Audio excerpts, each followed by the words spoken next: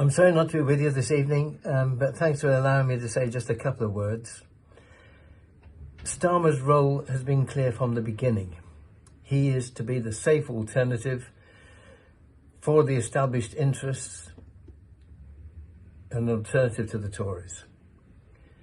Starmer's ruthless attack on the left, attempted destruction of it, again has been clear from day one. From his point of view, he had to do it. His aim, his presentation is not even to the electorate now.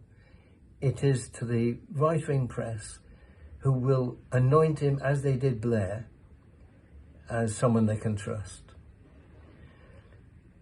What is also clear is that the mass media, and led by the liberal press and the broadcasters, have removed the Corbyn project from immediate history. It doesn't exist. It's not part of the public discourse. And they're also keeping secret, or attempting to keep secret, the shameless attack on party democracy, the imposition of candidates, everything people here know all about.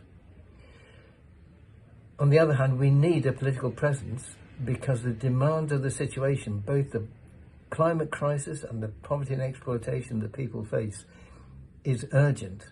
We can't leave it for another decade. We can't leave it for another 5-6 years before we establish a political presence and fill that huge political vacuum. So how do we do it? My view is that a political party now, particularly led by the left groups, will fail as other left initiatives have failed, similar initiatives have failed. But a Labour independent movement might be an interim stage with a programme, say, based on the 2017 manifesto, but developed from that. And we all supported that, with reservations, of course, from time to time, but that brought us together. Let's use that as a basis and build a programme on that. It should be led by the trade unions. They're active at the moment, they're successful, they have public opinion behind them, largely. And they are the strength of the Labour movement.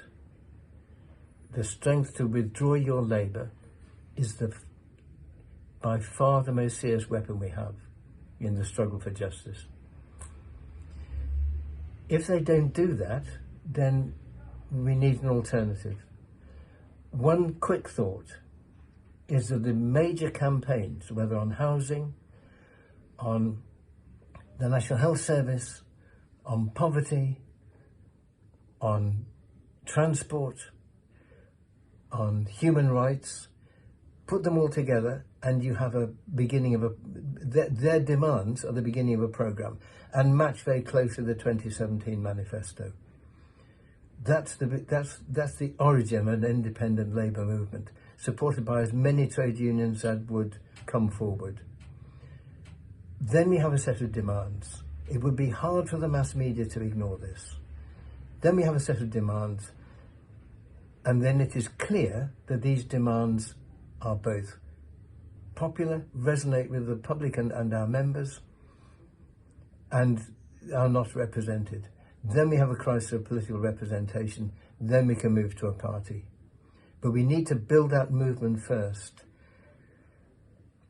And if one could join as members or as affiliates, we could be the biggest political party of movement in the country, mirroring Jeremy Corbyn's 600,000 members.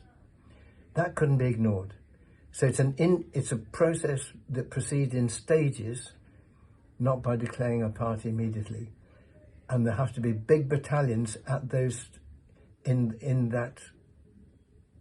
those stages, so that we cannot be ignored. Anyway, just a thought. I hope you have a great meeting, and see you soon.